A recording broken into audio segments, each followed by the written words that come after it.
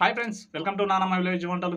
అందరూ బాగున్నారా? అందరూ బాగుండాలి, అందులో నేను కూడా ఉండాలి. ఈరోజు అయితే మనమైతే ఈ వీడియోలో అయితే కేరళ స్టైల్ చికెన్ ఫ్రైని అయితే చేసుకోబోతున్నాం.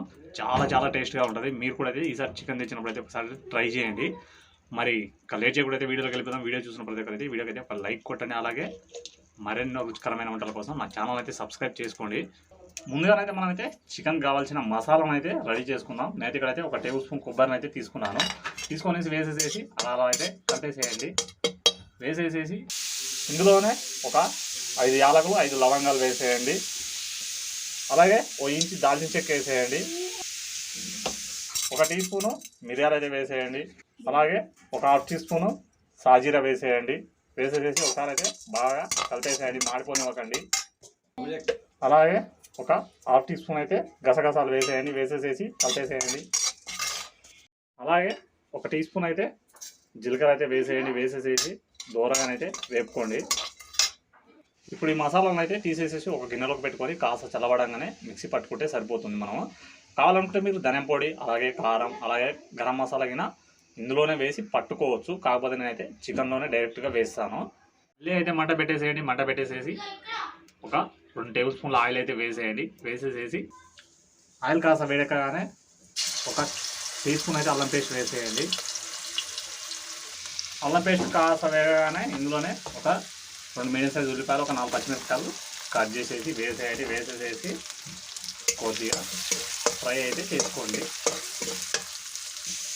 అలాగే 2 రెబ్బల కరివేపాకు గిన్నె వేసేసేసి అన్నీ బాగా ఫ్రై అయితే చేసుకోండి. ఉల్లిపాయలు, మిరపకాయలు, కరివేపాకు బాగా ఫ్రై అయిన తర్వాత మనం తీసుకున్న చికెన్ అయితే నేనైతే ఇక్కడ కేజీ తీసుకున్నాను. బాగా ఫ్రెష్గా ఒక 2 టైమ్స్ అయితే కడిగి పెట్టుకున్నాను. వేసేసేసి ఒకసారి అయితే బాగా కలిపేసేయండి. చికెన్ వేసేసి ఒకసారి అయితే బాగా కలిపేసిన తర్వాత మూత పెట్టేసేసి కవర్ చేసేయండి. కవర్ చేసేసి మధ్యలో కలుపుకుంటూ చికెన్ అయితే 5 లేక 6 నిమిషాలు అయితే బాగానైతే ఫ్రై అనివ్వాలి. అప్పుడే మనకు ముక్క అనేది ఆయిల్లో బాగా ఫ్రై అవుతుంది. చూశారు కదా, ఇక్కడైతే 5-6 నిమిషాలు అయితే బాగా ఫ్రై చేసుకున్న తర్వాత ఈ విధంగానైతే చికెన్ అయితే వచ్చేస్తుంది మనకైతే. ఇక్కడైతే నేను కట్టెల పొయ్యి మీద చేస్తున్నాను. కట్టెల పొయ్యి మీద చేసినందుకు ఓవర్గా మంట వచ్చినప్పుడు కొద్దిగా బాండీగా అయితే మాడిపోయింది. ఇప్పుడైతే మనం అయితే ఇందులోనే ఒక 2 టీ స్పూన్ల కారం అయితే వేసుకుందాం. అలాగే రుచికి సరిపడనైతే ఉప్పు అయితే వేసుకోండి. అలాగే మనం ముందుగానే మసాలా అయితే పట్టి పెట్టుకున్నాం కదా, ఆ మసాలా వేసేయండి. అలాగే 1 టీ స్పూన్ ధనియం పొడి వేసేసేసి బాగానైతే కలిపేసేయండి. ఉప్పు, కారం, మసాలాలు వేసేసేసి ఒకసారి అయితే బాగా కలుపుకున్న తర్వాత మనకైతే కింద అయితే మంట అయితే తీసేయండి. ఓన్లీ నిప్పుల మీదనే మనం ఒక మూత పెట్టేసేసి మళ్ళీ ఒక 2 నిమిషాలు కవర్ చేసుకుంటే సరిపోతుంది. మనకైతే కేరళ చికెన్ ఫ్రై అయితే రెడీ అయిపోతుంది.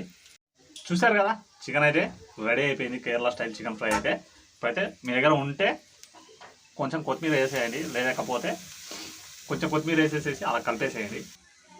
ఇప్పుడైతే ఒక ప్లేట్లోకి కానీ ఒక బౌల్లోకి కానీ అయితే చికెన్ అయితే తీసే పెట్టుకోండి.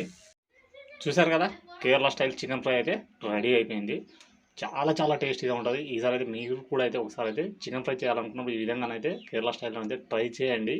ఇలా కనుక చేస్తే మీరైతే ఎవరికి పెడతారో వాళ్ళైతే ముద్దకి ఒక ముద్దు పెట్టుకుంటూ మెచ్చుకుంటారు.